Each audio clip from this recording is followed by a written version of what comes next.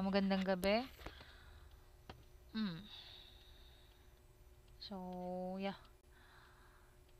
Tingnan natin to. Ito yung presentation na pinresent sa amin ni Attorney Gabaw sa understanding with the alignment of ano. So,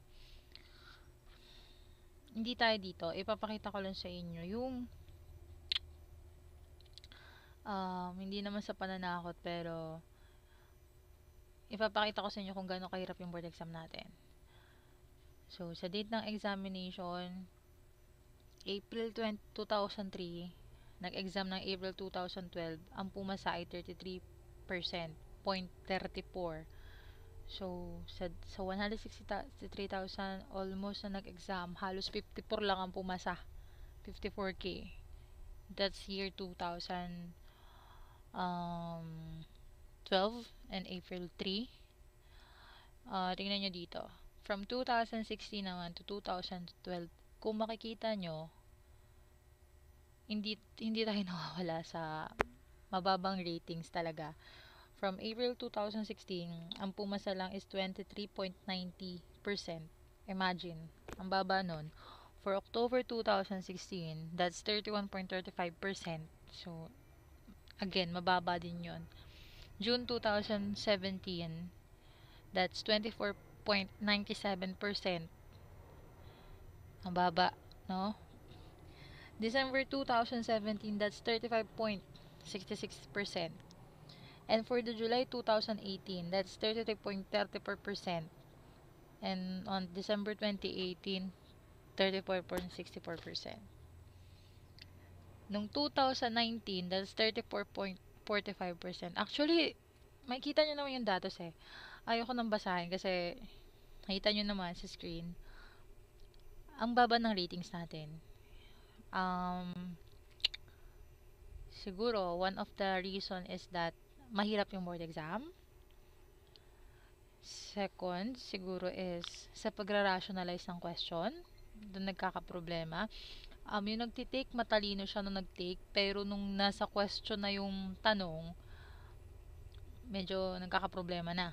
Okay? So, kino-question mo yung, parang you are over analyzing the question. So, ang nangyayari, tinatanong mo yung tanong na. Hindi naman nagsasalita yung tanong. So, dapat ikaw umintindi sa tanong. Ganun dapat ang system natin. So, kahit ikaw, magtataka ka, yung hindi naman ganun katalinuhang nag-board exam, pumasa, pero ikaw na super talino, cum laude, bagsak ka. Kasi sobrang talino mo, talagang tinodo mo yung exam na ina-analyze mo ng sobra. So, may kita nyo naman, nung recent lang ha, that's June 2002, ang pumasa 30%.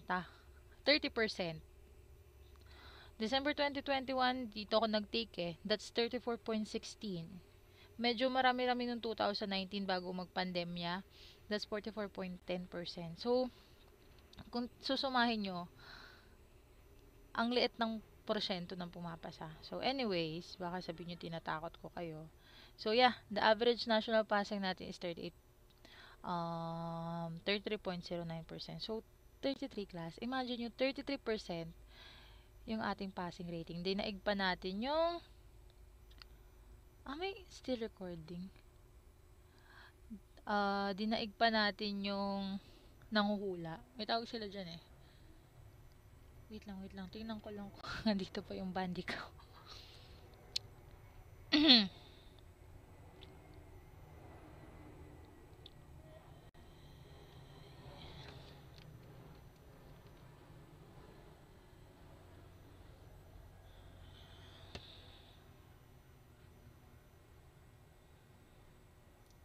So, yes, still recording pa tayo. So, yun nga, parang dinaig pa natin yung nanghuhula. Kaya, ayusin yung board exam. So, yeah. Balik tayo dito. My gosh, sorry, nagkakaproblema. So, yeah, topic natin ngayon is CLJ, particularly on Criminal Law Book 1. So, mag Q&A na tayo.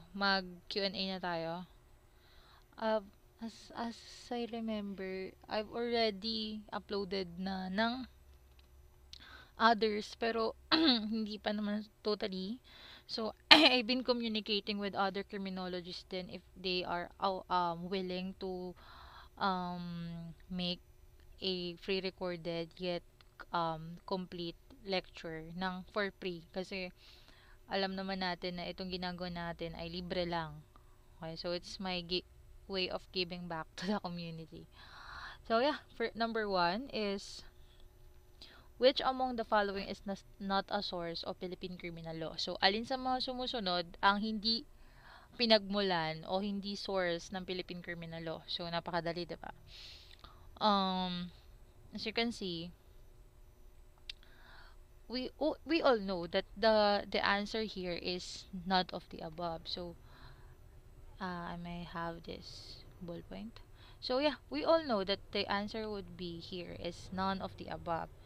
Kasi the question is not source. Kasi we all know that all of these are sources of criminal law. But other students, ang ginagawa nila, nag-over, ano yun, over analyze sila na they fall into fit na ano yung sagot. So, commonly, Republic Act number 3851 and its amendment is the revised penal code itself. So, that's the source of the criminal law, di ba? Number two, that's letter B, special law passed by Philippine Commission, Philippine Assembly, Legislature, National Assembly, Batasang Pambansa, and Congress of the Philippines. Sila naman ang gumagawa, di ba? That's one of the source of criminal law. So, that would be the answer.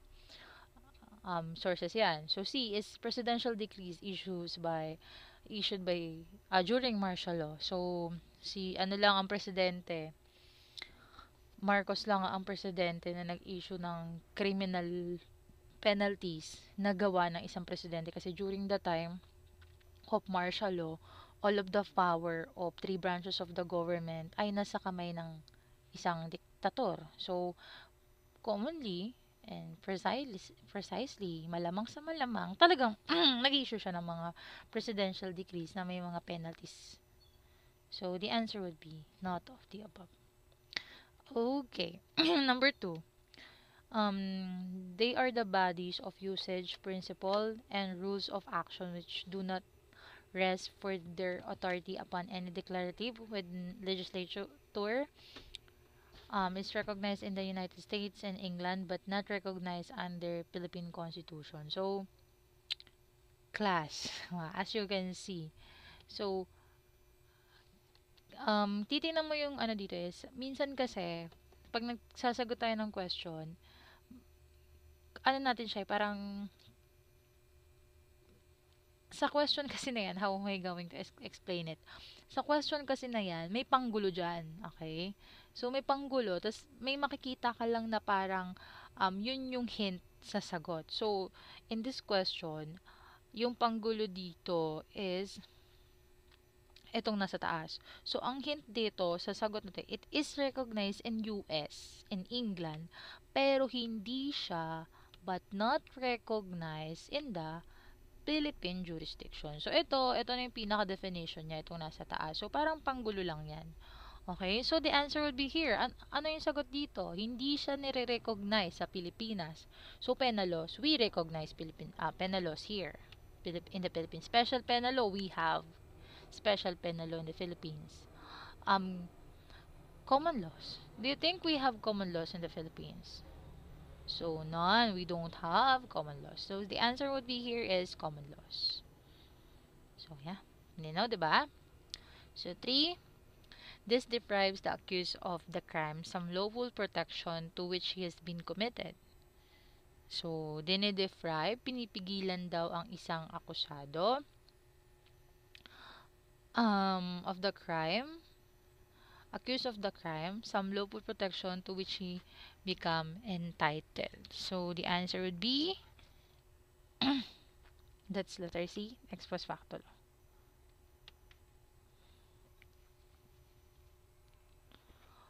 Okay. So, bill of attainder, ito yung pagpaparusa sa walang, ano, di ba? Wala pang trial. Common law, we don't have common law. We do have special law. In 4, Constitution expressly prohibits the passage of bill of attainder because So, bakit daw pinipigilan?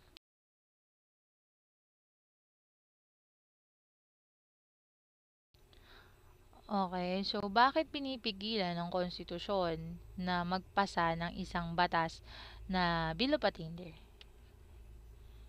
So, bakit?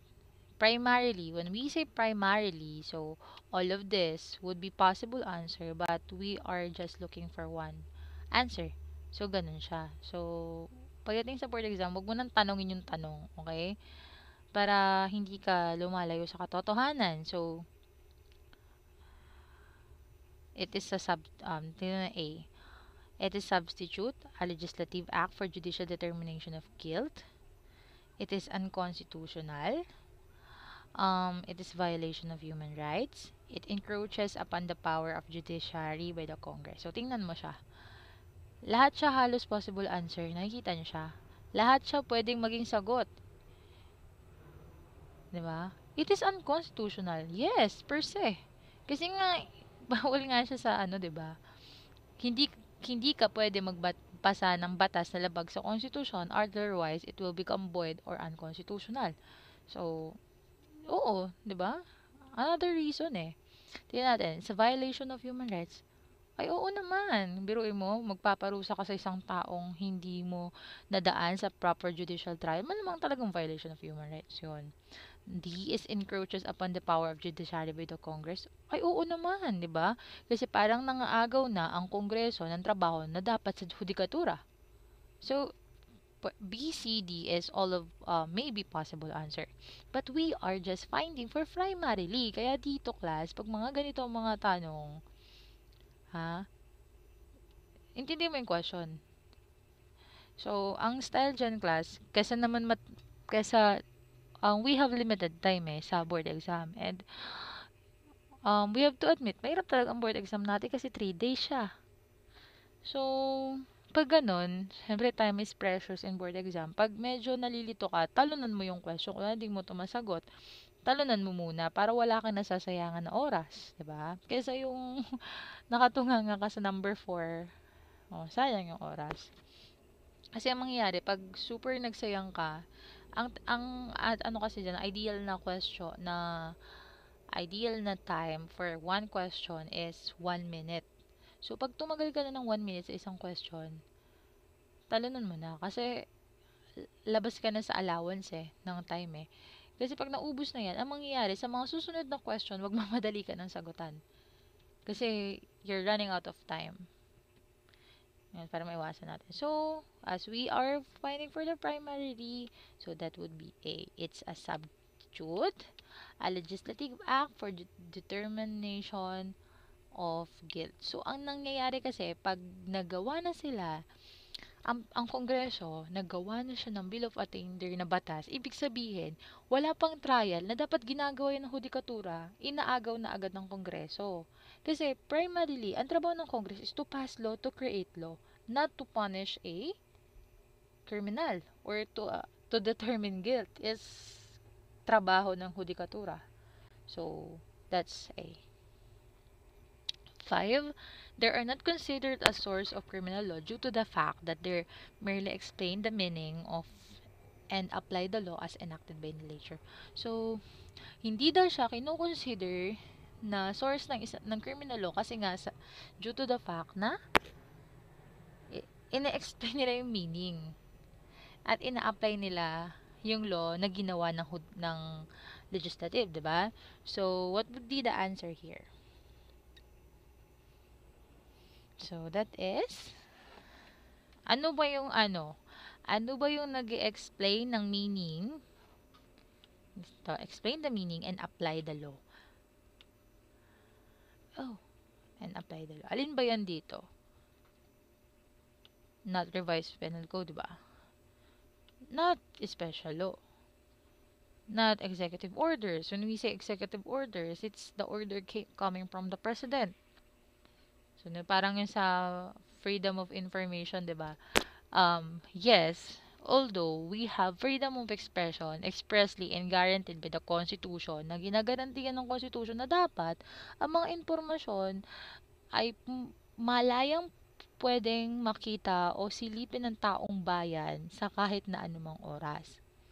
So, dapat gano'n. Ang problema sa freedom of information natin sa bansa is that walang batas na nagde-define nun or wala siyang ganong kangipin para talagang pwedeng tingnan. Kaya nga di natin makita yung mga kaperahan, kung paano nila binabudget yung pera at paano nila ginagastos, saan napupunta, yung mga impormasyon na napaka-confidential, hindi nila may open. So, dapat, as the law guarantees, that pwede nating hiramin, di ba? Or pwede natin makita. Ang nangyari sa FOI, meron naman siyang batas, pero isang executive orders lang na galing sa presidente. So, parang kulang pa rin sa ngipin. Okay? So, the answer here is, lumayo na tayo. Sinabi ko lang yung for example of executive orders. So, the answer here is court decision. So, that's the stare decisis, particularly in civil code. Sabi nga, di ba sa civil code, yung principle ng stare decisis, lahat ng kaso o batas na napagdesisyonan ng Korte Suprema, kapag may susunod na kaso, nakaparehong-paparehong yun yung susundin. Yan yung jurisprudence natin. So, hindi siya kinoconsider na source ng criminal law. But he is part of the law of the land. Okay? 6. It is not be recovered as a matter of right and is discretionary upon the court to be part of the civil liability when a crime was committed with one or more aggravating circumstance. So, hindi siya matter of right. So, it's a matter of privilege. So, discretionary siya sa korte kasi pwedeng wala siya nito or pwedeng wala. So, pwedeng wala o pwedeng meron. So, depende sa korte kung kunwari may nagahasa ka o may napatay ka and then you later on found out na you're guilty. So, nasa korte kung magbibigay ka pa nitong another damages na to. So, ano ang tawag doon? That's exemplary damages. Kasi 'di ba ang alam lang nating damage is the actual, 'di ba? Sagot dito diha. Ang alam kasi nating damages the actual, the moral, yung mandatory, nominal. So, yung exemplary damage, yun yung additional compensation na babayaran ng, yun, ng, na, ng final verdict o yung sa kaso doon sa kanyang biktima. Ang siste kasi nito, ang purpose nito is para hindi siya gayahin ng mga tao, kaya nga exemplary para matakot or additional safeguard sa mga tao na huwag nyo nang gagayahin yung ganitong krimen. Okay, so another dagdag ba, damage na kailangang bayaran sa offended party. Yeah, 7, the civil indemnity for death caused by crime. So, pag sinabi na civil indemnity, it is a monetary obligation or compensation to the loss of the aggrieved party. So, no? Depende. The is determined by the law. Yung presyo is determined by the law. So, kapag may death na nangyari dahil sa krimeng ginawa mo, so what is the mandatory civil indemnity for that? So, that's 50. This is mandatory, ha? Without need of proof. So, we have 50. Ganito ha. Mostly, kasi ang mga estudyante, wala naman sa pagpipilian yung tamang sagot. Na parang magaling ka pa sa examiner. So, anong gagawin mo? Susulat mo yung dito, tama sagot. Tama sagot yung 75. So, bang galing mo eh. Sabi ko nga sa inyo, kayo yung iintindi ng tanong. Okay? Intindihin nyo yan. Kasi hindi naman nagsasalita yung tanong. The moment na mabasa nyo yung question, ikaw yung tao, yung papel ay tanong lang. Papel yan, hindi yan magsasalita na, hindi ganito, ganito. Hindi mag-reason out yan sa'yo. So, intindihin mo siya. Parang jowa mo yan eh. Intindihin mo yung jowa mo kahit hindi mo alam kung bakit ang hirap niya intindihin. So, ganon. Ganon din sa board exam. Buti ba ngayong board exam yung lisensya, pagka hindi naman yung gigising isang araw na hindi ka mahal eh. So, worth it yung pag-unawa na ibibigay natin sa kanila. Hindi katulad ng jowa mo, nintindi mo na lahat, bukas makalawa, hindi ka na mahal. 'Di ba? So, at least dito, kahit ang hirap-hirap intindihin, may mga komplikadong tanong pa to dito sa mga susunod. Kahit ang hirap intindihin, Lisensya yan eh, di ba? O, panalong-panalo ka na. So, dito, 8. When rape is committed, rape na, pasok ng rape. And the victim is what? So, when the rape is committed and the victim was killed, the mandatory civil indemnification shall be. So, eto na. May rape na nangyari at namatay ang biktima. So, the case is rape with, sorry ang hirap isulat dito, with homicide. Ayoko na magsulat. Rape with homicide ang nangyari, diba? So, ano pinagkaiba niya? Parang pareho lang yan dito. Dito po wala po nang nakalagay na rape. No, wala din nakalagay na homicide. Basta ang tanong lang, civil indemnity sa death caused by crime. So, that's mandatory 50. So, dito, rape is committed tapos may namatay pa. So, ano yung mandatory? So, in the law, that's 100,000. Alam mo man yung 75,000? Nako. 75,000 ang civil indemnity sa ganyan kapag may death penalty involved. Kunwari, ang penalty na ibibigay sa ng rape ay kamatayan. So, may bawas ng konti kasi kamatayan na nga, 'di ba? So, 75. Pag mandatory, without death or meron or without, that's the mandatory without proof. Hindi na kailangan pang may nari. Patunayan mo talaga may nari. Patunayan talagang So, walang ganon. That's mandatory sa rape case. Pag rape with homicide na, that's 100,000. Ito pa, paano kapag ang nang-rape is may sakit? Sabihin natin AIDS, HIV, or gonorrhea, syphilis, if I'm not mistaken. And eventually, ang ni-rape niya, although nung tapos siya ng rape, buhay. Pero parang after mga 3 months, namatay yung biktima. So, saan siya papasok? That's rape with homicide already. That's considered rape with homicide. Kasi dahil sa pang-rape mo, nahawa sa'yo ng sakit, and then namatay, that's rape with homicide. So, the civil indemnity for that is 100,000. Okay, number 9. In case of physical injury, it would consist the payment of hospital bills and doctor's fees and of the offended party. So, sa mga kaso-kaso na pupuntahan namin sa trial, ang ano dito, ang common dito is yung mga nagsusuntukan, 'di ba? So, yeah. Anong tawag doon sa payment na yon na ikaw yung pag sa physical injuries, ikaw yung magbabayad ng hospital fees, ng doctor's fees, no? Tapos hindi na lang nila depende sa usapan, hindi na lang nila inaandar yung kaso kasi away totropa lang, tas ang dami-dami kasing kaso sa korte na dapat mas pinagbibigyan pansin. Kung pwedeng ayusin na doon, inaayos na kaysa magkakasuhan. So, ganun yung ginagawa doon. So, we call it reparation. So, ito naman yung malapit, no? Huwag ka na sumagot ng malayo, utang na loob. Para pumasa, no? So, 10. Which among the following may totally extinguish criminal liability? So, we've been asking for totally extinguish. So, kung hindi partially had, totally extinguish. Tinatanggal yung buo mong criminal liability. Walang tira. So, the answer is, of course, that absolute pardon? Ay, hindi. Sino sumagot ng absolute pardon, kukutusan ko? Ano pa bang, sa ano bang sagot? Tingin nyo. Basta that's D. Minsan kasi, ito na nangyayari, class. Sa board exam, pagkita mo ng, ay, total extinction, absolute pardon niya, hindi mo na binasa yung B at C, mali ka nga. Tingnan mo rin yung ibang choices. Hindi nakita mo na siya sa una pa lang, siya na yung pipiliin mo agad. No? Charot. So, yon. Tingnan mo rin yung ibang pagpipilian. Huwag kang malabat first sight sa absolute pardon. Kasi absolute pardon, yeah, we say, it's true na it could totally extinguish criminal liability. How about the amnesty? 'Di ba? Amnesty is also can totally extinguish the criminal liability.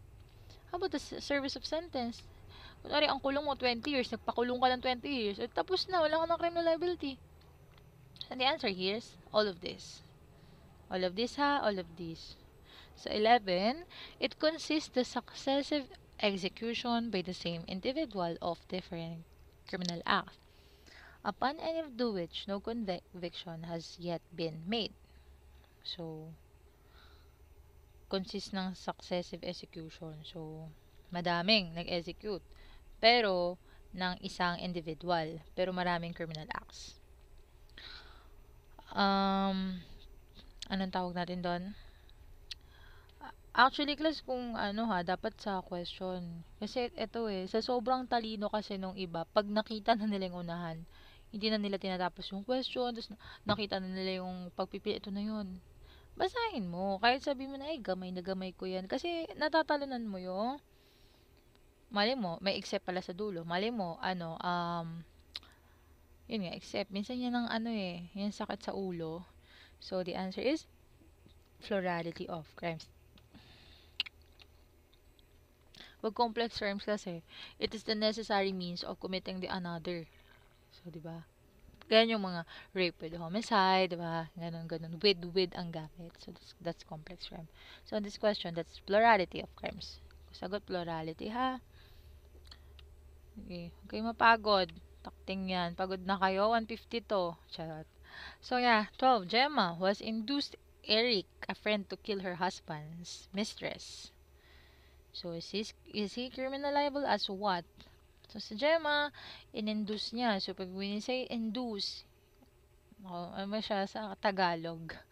It could be induced by means of pera or reward or ano. Parang in-offer mo na patayin mo nga yung kaibigan ko.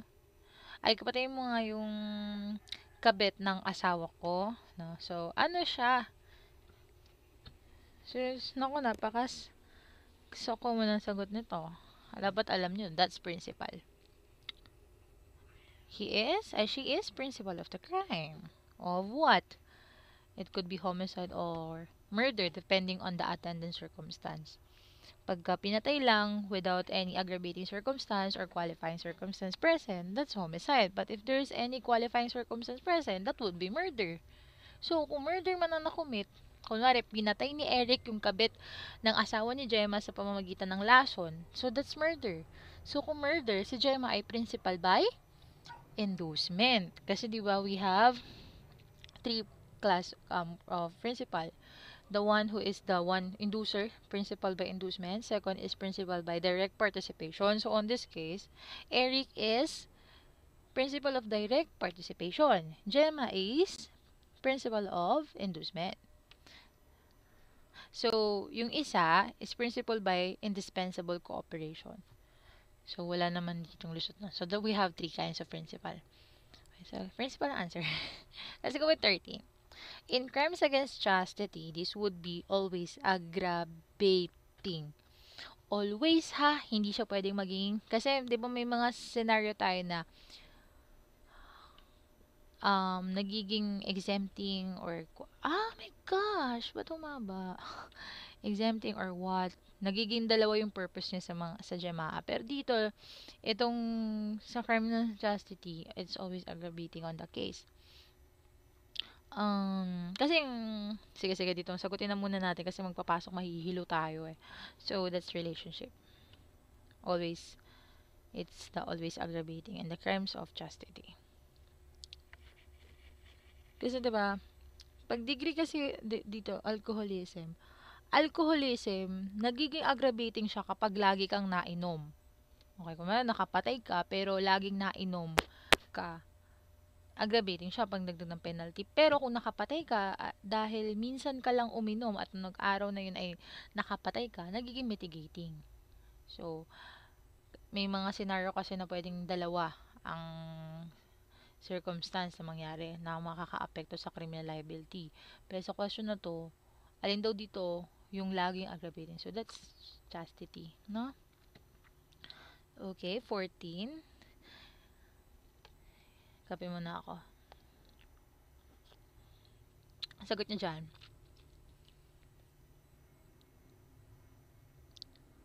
As the basis is the greater perversity of the offender as manifested by the personal circumstance of the offender, and also by means used to secure the commission of the crime. So, what will be the answer?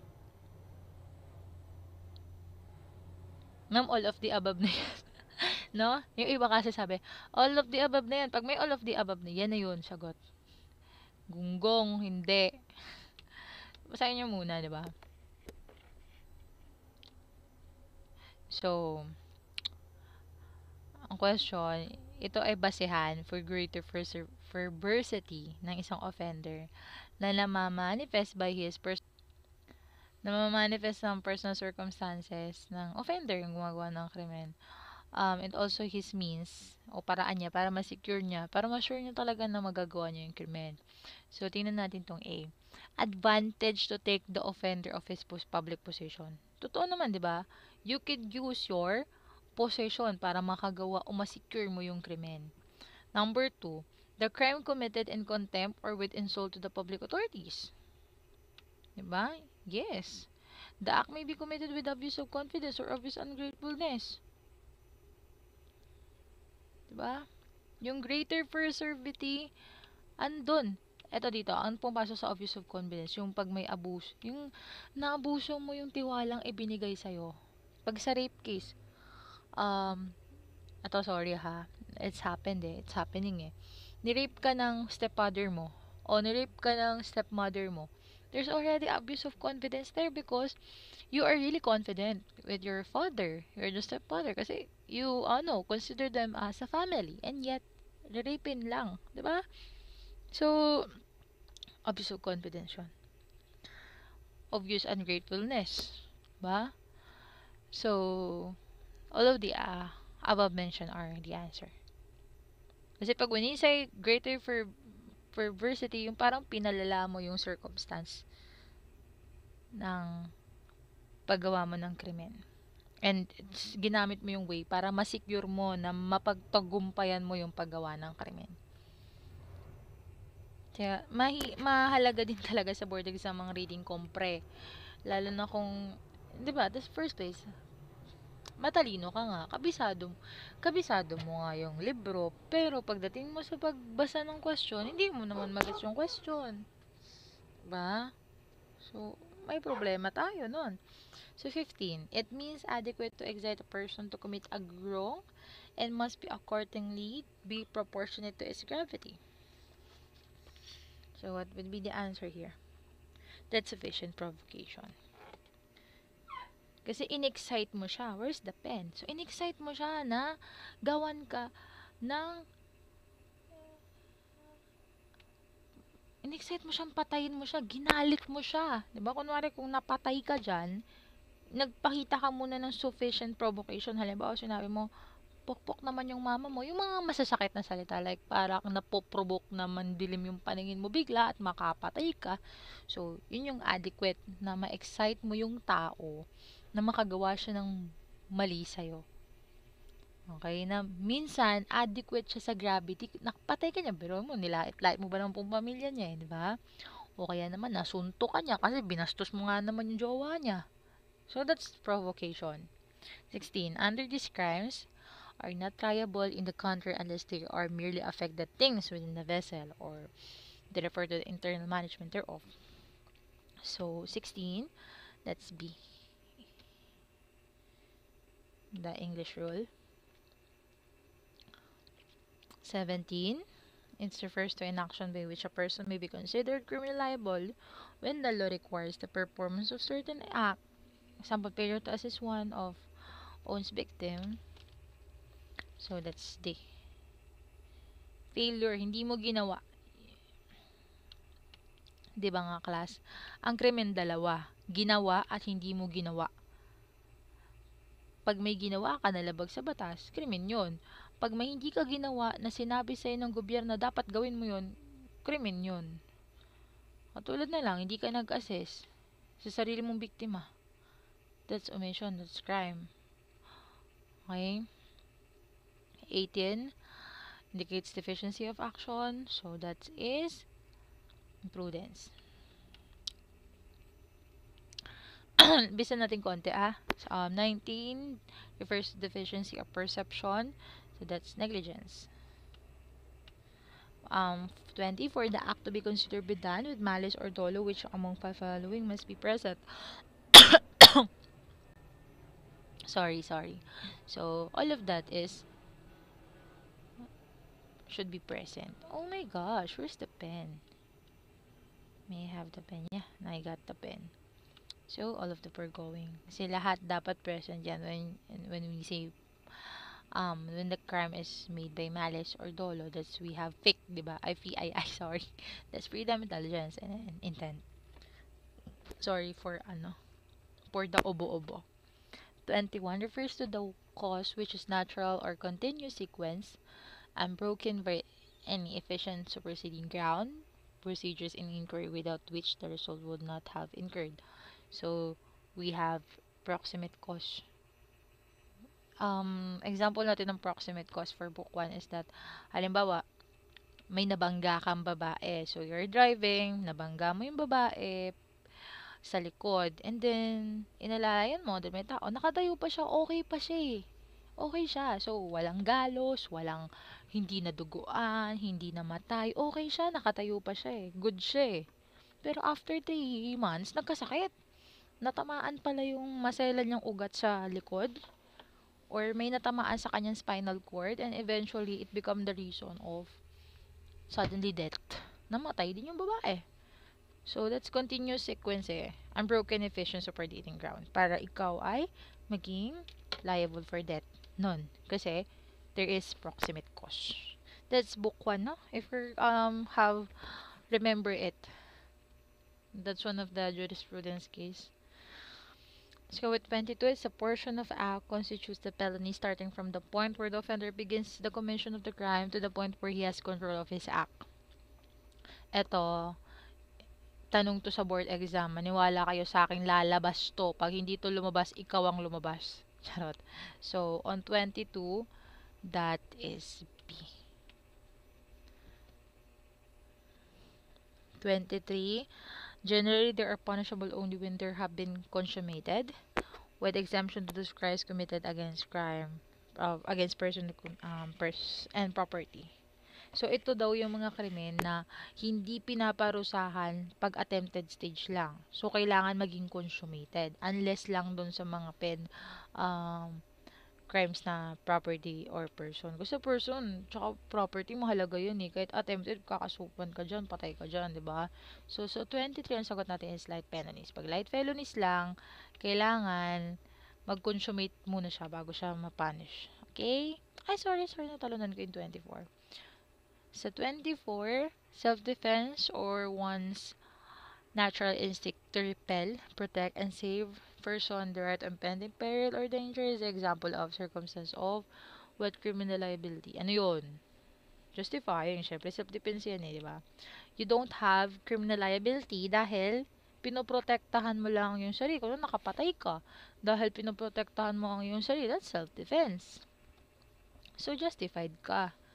Kasi, sabi nga ng Estado, obligasyon ng Estado na protektahan ng mga tao laban sa danger. Pero, hindi yun kayang gawin ng Estado sa lahat ng tao sa Pilipinas. So, nagbaba na lang sila ng ganitong batas para maprotekta mo pa rin yung sarili mo kahit, by the basbas of the estate. So, that's justifying circumstance. Okay? So, hindi ka ako makukulong pag justifying circumstance. Sa palabas. So, makukulong ka pa dyan, no? Kabaliktaran sa popular belief, makukulong ka pa rin. Bawa, homicide, nakapatay ka, pero ang claim mo, rapen ka. So, ang kaso mo dun, homicide, ikukulong ka. Pero, ang mangyayari doon, you can file bail, depending on the circumstance present. But, yung, yung process sa trial, baliktad na. Okay? Kasi, yung burden of proof, nasa prosecution eh. Yung burden of proof, nasa sa inyo, yung burden of proof, nandun siya nagkiklaim ng self-defense, para patunayan na wala siyang kasalanan. So, ganun siya.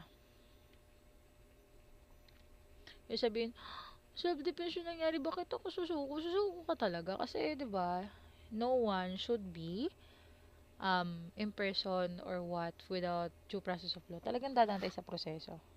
Let's go with 25. Sorry kasi gabi na. Kaya medyo naantok tayo. Pero huwag niyong hayaang maging inaantok kayo ngayon. Kasi tingnan nyo class tingnan nyo. hindi ko siya nilalahat, pero yung mga user ng drugs, yung mga sinatawag nating addict, pusher, alam nila yung 9165. Alam nilang article kung saan sila paparusahan.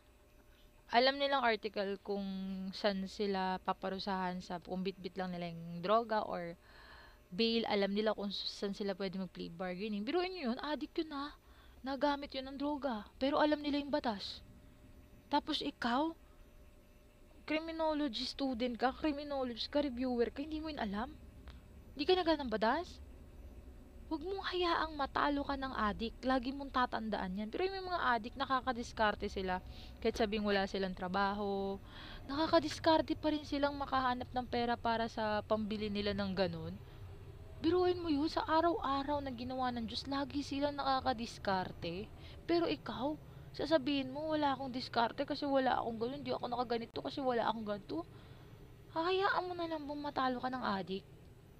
Huwag mong hahayaang matalo ka ng adik. Yan ang motto natin, ha, for today's video. So, 25 pala. An inflicted slight physical injury to B without intention to inflict other injuries. B then attack A is an example of, let's see.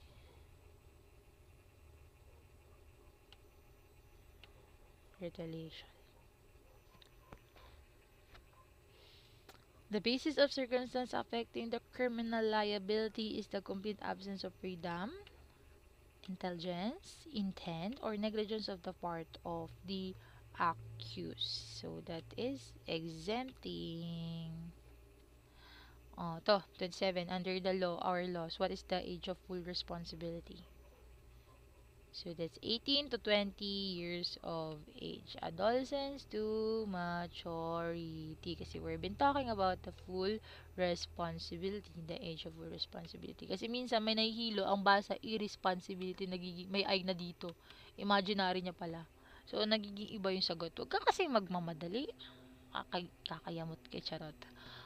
Okay, age of absolute responsibility. Dito na yan, ha? Irresponsibility. Nakita mo naman niya, irresponsible siya sa'yo. Charot. So, yeah, age of absolute responsibility. What's the answer? That's 9 years and below of infancy.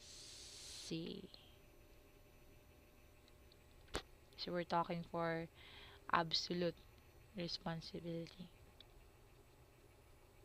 Which among the following be considered as alternative circumstance? So, alin dito ang mako-consider natin na alternative circumstance? All of the foregoing. Alternative circumstance yung relationship, intoxication, and degree. Yan nga yung una, 'di ba? Kaya nga 'di ba ang ano natin diyan, ang keyword natin diyan is read. Read. James Read. Kung si Read ay yung read na ano, ito sa atin James Read, no? Relationship, intoxication, and degree of instructions. So 30, X and B stab Z, injuring the Z in the process. X and Y are considered as what? So si X at Y ang nanaksa kay Z. So anong principal siya? Obvious naman na principal siya. So anong principal siya? Ito medyo ano to eh. Technical to eh. X and Y are considered as, other would answer principal by participation. But, you know, we're not talking for one person. We are talking for both of them. So, ano sila? Okay? We're talking for two of them, X and Y. So, kung walang co-principals class na pagpipilian, we're gonna go with principle of direct and participation. Kunwari, ang nandito is not of the above. We're gonna choose this. Pero kapag may co-principals, that's the, diba? Sabi mo, alam mo, bakit ganon? Bakit ganon ang sagot ay A? Diba? Yan nga yung sinasabi ko sa inyo. Technical nga ang ating board exam. Minsan tama ka na, akala mo na sa tamang tao ka na, yung pala, hindi pa pala, charot. Yan, minsan akala mo siya na, pero Niloloko ka, charot. Iba na yun. So, minsan nakala mo yun yung sagot eh. Pero may makikita ka pa palang iba na letter D. So, yeah, that's co-principal. Ito na, 31. Boy perceivably took Maria to vacant lot and allowed his friends Landon Tinoy to rape Maria. So, boy is liable as. So, si boy hindi niya ni-rape si Maria ha. Si boy lang yung naghumatak kay Maria papunta sa bakanting lote at sabi niya, oh, Lando, Tinoy, fire, gasain niyo na yan. Pero si boy siguro nakatingin lang siya. So, tingin niyo, ano kaya ang, ano dito ni boy? Anong kaso niya dito?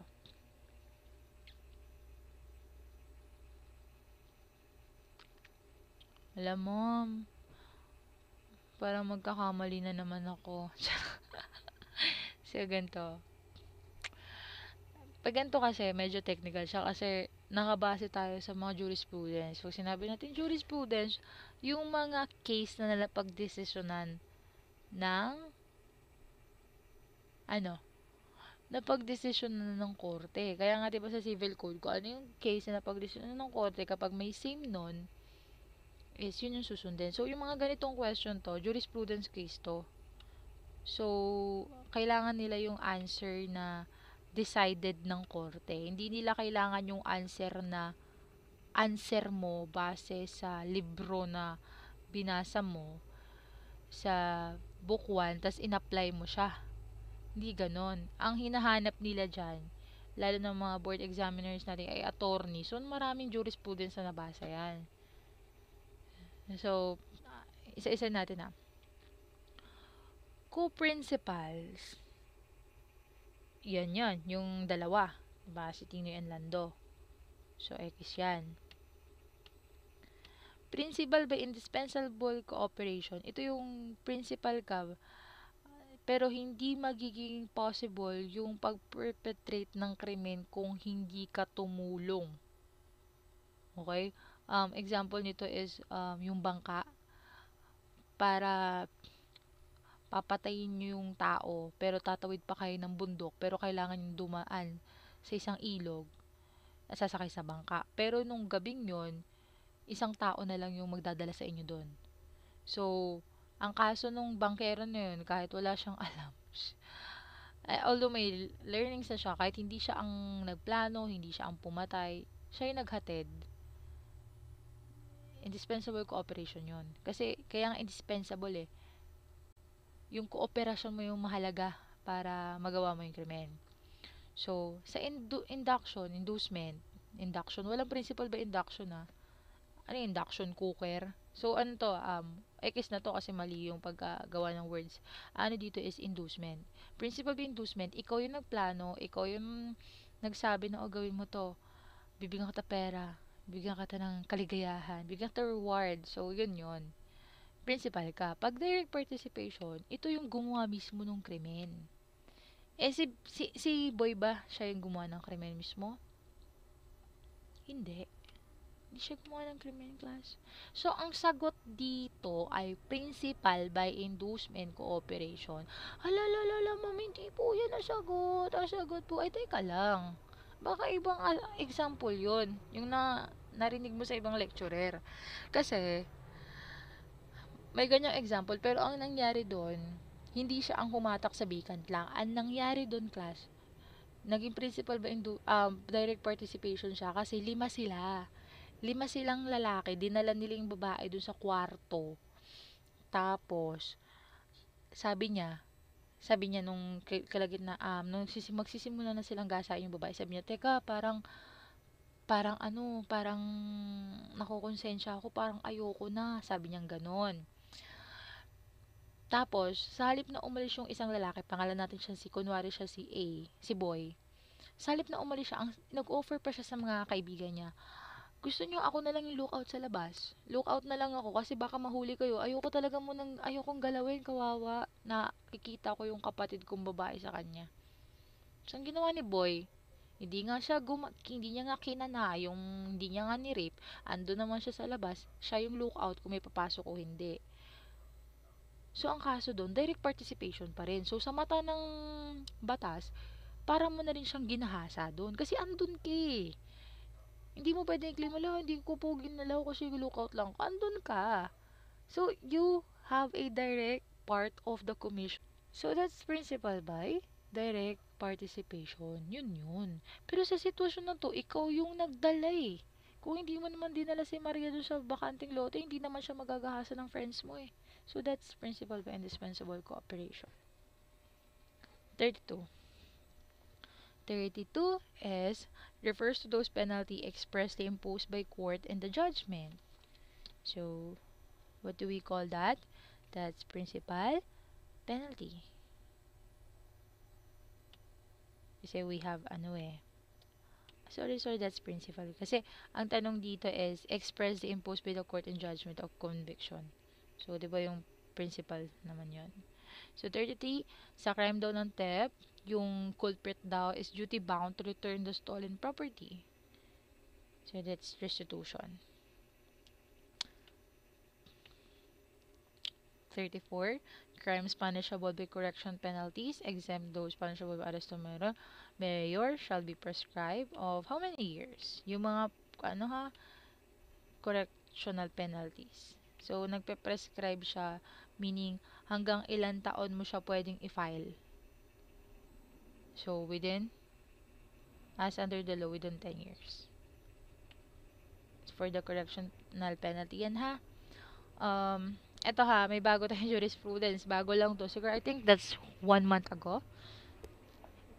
Dati kasi, di ba, yung cyber libel, pwede siyang mag-prescribe until 15 years. Ano yun? Ba't may cyber libel? Kasi baka lumusot sa board exam. Kasi bago siyang, sa bagong jurisprudence siya. Decided ng Supreme Court. Dati kasi class, yung cyber libel, halimbawa, nilait mo na mukhang kabayo o kaya cyberbully yun.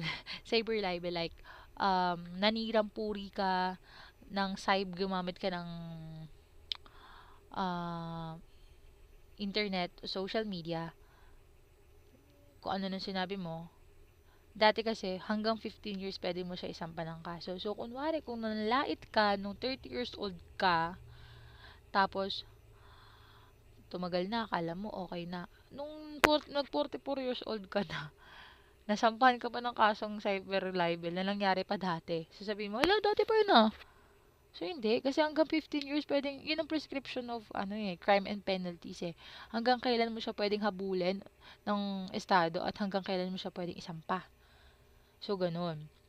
Dati 15 years. Ngayon, nagbago. 1 year na lang. Okay? So, 1 year na lang yan. 34, it includes river, creeks, bay gulps, lakes, straits, coves lying wholly within the 3-mile limit of any nation. So, that's interior waters or internal waters. Oh my gosh, why is writing? That's B.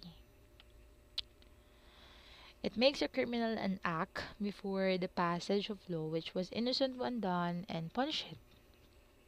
So, di ba? They cannot make an ex post facto law. Nung ginawa mo yung krimen, wala pang batas na nagpaparusa doon. Tapos nung may ginawa na, tsaka nyo i-apply sa akin. Eh, dati naman, nung, kunwari, nagtapon ako ng basura sa park. Ay, sabi natin, nag-jaywalk ako. Eh, dati naman nung nag-jaywalk ako, wala namang batas na bawal mag-jaywalk dito. Tapos nung after 1 week, gumawa sila ng batas na jaywalker, bawal mag-jaywalk. Tapos kukulong nyo ako doon sa bagong batas. Eh, dati ko pa yung ginawa, 1 week pa bago na, 'di ba? So, hindi ka pwedeng maging kriminal dahil sa ginawa mong bagay na ginawa mo bago pa ipasa yung batas na yon. So, that's ex post facto law. We have 37 refers to the 3 equal portion we call minimum, medium, maximum of a divisible penalty. So, when we say divisible penalty, it's a penalty that be divided. Nahahati. Kasi may mga penalty tayong indivisible, ha? Like, the pinakalas na part, yung reclusion perpetua to death. Wala na pong hati-hati yun. Okay? So, pag divisible penalty, pwede pa siyang hati-hatiin. So, anong tawag natin doon? That's B. Period. Period. Okay. Which of the among foregoings considered a primary source of criminal law? Kung kanina hindi kasama sa source, ngayon, primary source na siya. So, we have, syempre, Republic Act 3815. That's the revised penal code. 39. Those punishable by arrest to minor penalties shall be prescribed on how many years? Gano'n yan katagal na prescribe? Pag arresto mayor, so that's 5 years. It is the forfeiture of right of the state to execute the final sentence after a certain lapse of time. So, ito yung pagwawalang karapatan ng isang estado na i-execute yung final na sentence sa'yo kapag nag-lapse na tong panahon na to. So, we call it prescription of penalty. Kaya, yung mga bawa, kaya hindi natin ito sinasabi sa mga kriminal eh. 'Di ba? Yung bawa sabihin natin ng rape ka, ang prescription ng penalty niyan is 15 years. So, nangyari, nagtago ka ng 15 years. Pagbalik mo, wala na. Hindi ka na pwedeng habulin ng estado para ma-execute yung sentence or masampan ka ng kaso kasi nag-lapse na yung prescription. Maliban na lang kung ang simula ng counting upon the discovery of the crime. Dapat na-discover mo na yung crime bago ka nagtago. Kasi kung nagtago ka at hindi pa discover ang crime, hindi pa nagsisimula yung bilang. So, ganun ha. 41.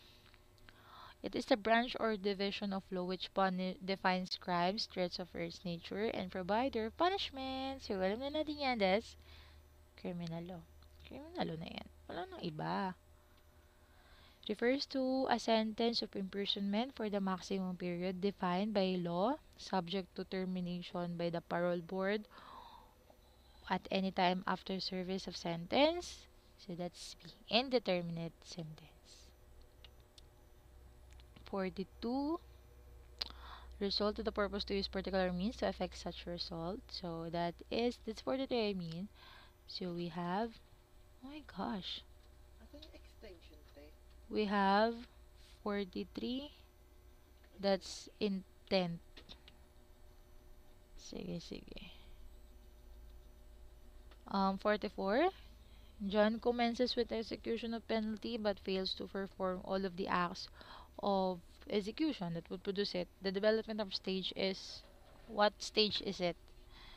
Nag-commence ka. Ibig sabihin, you've already started the execution. Nag-start ka ng execution, pero nabigo kang ma-perform lahat ng acts na kailangan para ma-produce mo yun. So, anong stage ka? You're on attempted stage. 45. A bodily movement that tends to produce an external effect. The external word, I call it act.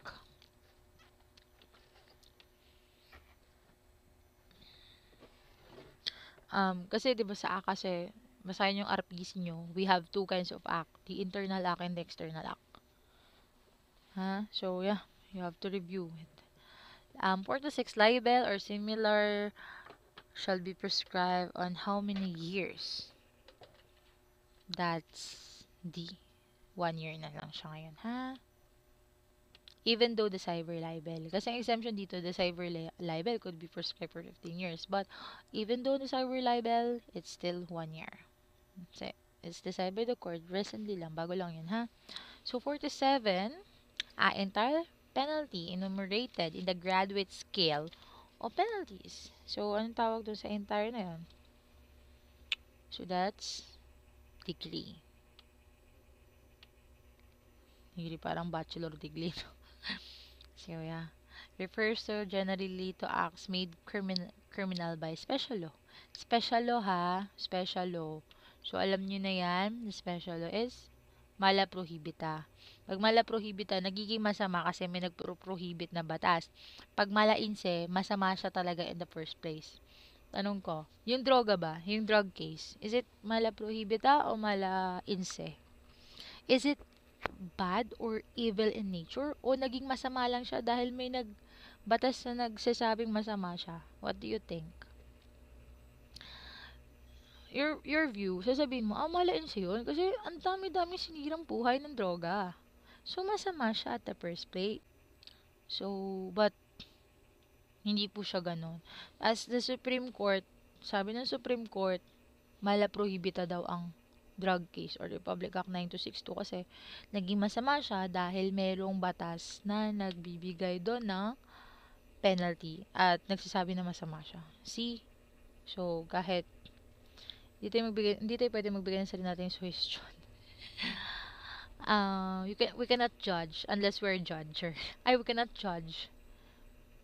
We cannot judge her because we're not judge. Or we cannot become judger because we're not judge, no? So, hindi pa tayo judge. So, yeah, mala prohibita pa siya. Nalay natin namang bago. RA 4, number 49 on the Republic Act 7659. Death penalty may be suspended when the accused is among foregoing except. So, that's the person over 15, but over 18, but under 21 years of age. You have to check this also, ha? Hindi naman yung kailangan kabisaduhin ang RA 7610. At least, 765 na. At least, make yourself informed or at least do the review, ha? Which among the foregoing is not requisite for dolo?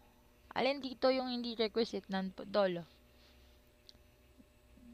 So, that's deceit.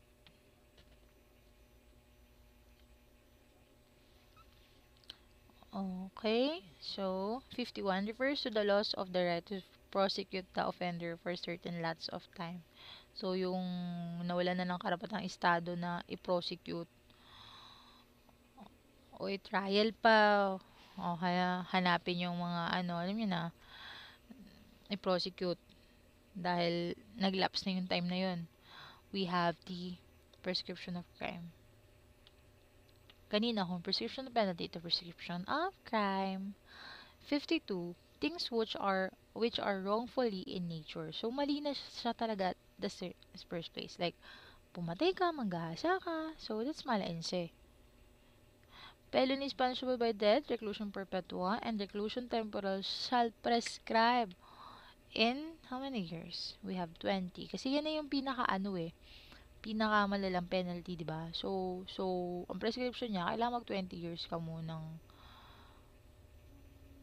na ang maglapse bago mawala ng power ang estado. Nag-prosecute yan o bigyan ng penalty. 54 acts and commission punishable by law. So, alam na natin yan. That's the Bible. So, that's oh my gosh.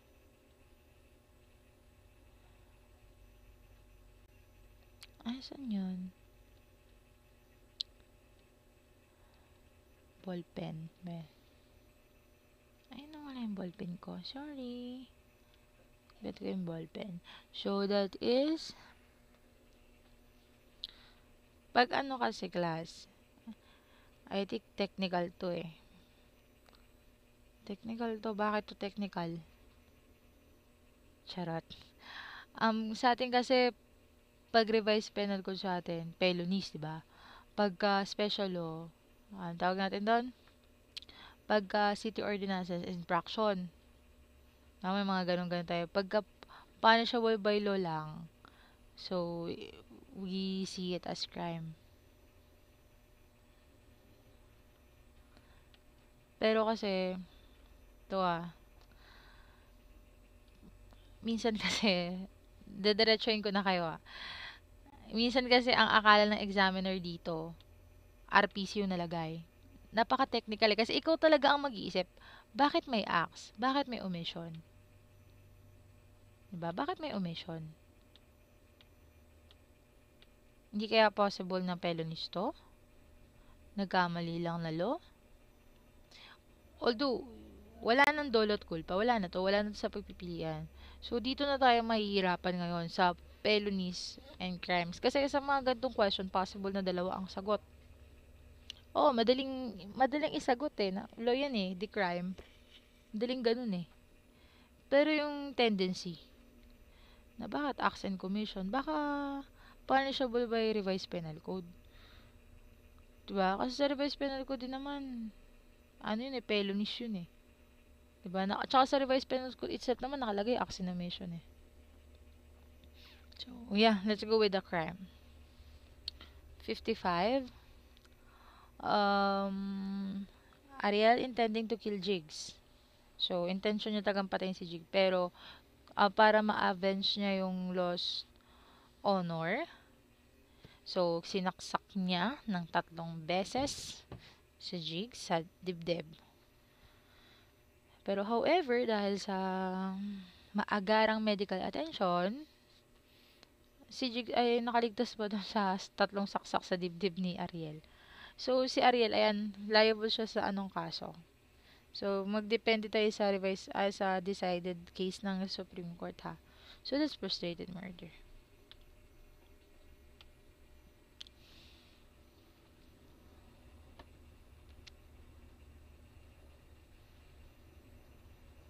#56, when all of the elements necessary for execution and accomplishment of felony is present, it's said to be, tawag natin do, that's consummated.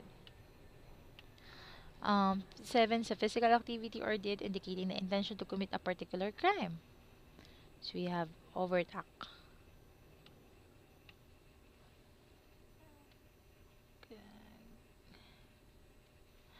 Aberratio ictus is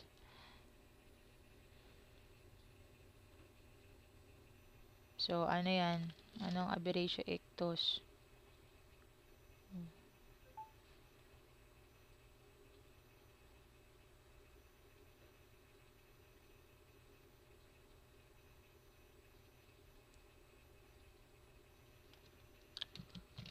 So that's mistake and blow. 15, what must be considered in determining whether the crime committed is only attempted, frustrated, or consummated. So, ano daw yung kinoconsider natin para malaman natin kung alin siya doon sa stages na yon. So, the nature of the offense, the manner of commission, the elements constitution of the felony. So, the answer is all of these foregoing. 60, refers to crimes consummated in one instant or single act. So, anong tawag natin doon? Yung isang act, instant siya. Is it formal crimes?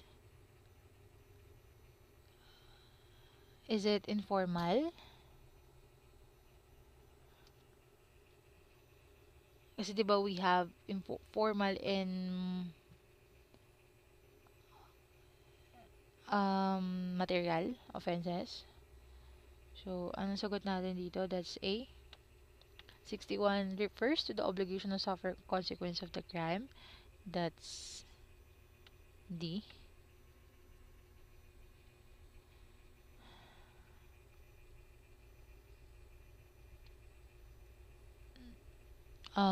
Responsibility. Sorry, that's liability pala.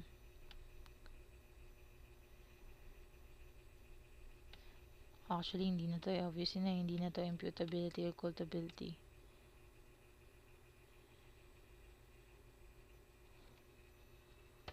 A quality in which an act may be ascribed to a person as owner or author.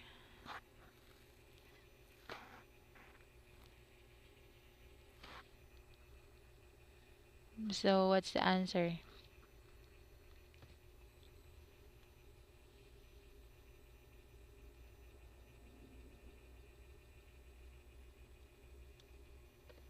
So, kapag ikaw ang ascribe as person, author, or owner, hindi naman imputability yan. Hindi naman, hindi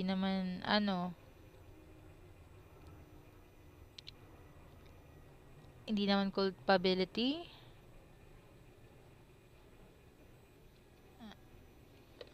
So, that's responsibility.